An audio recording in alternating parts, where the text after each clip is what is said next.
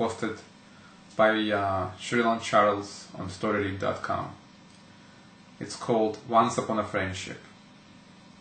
The timeless bond that keeps us together, connecting on a deep level, countless moments that are engraved in our hearts.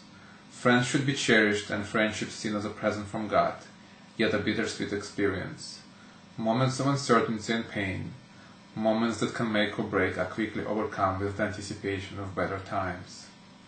Times you will never forget, times filled with craziness and pure joy. Times when you ask yourself, how did I ever live without this person? Or say, I can't imagine my life without you. Friends change your outlook on life. They challenge your ability to love by forcing you to open your heart. Friends teach you forgiveness, patience, and to trust to the point that your heart hurts. When all is said, true friends protect their relationships even from each other.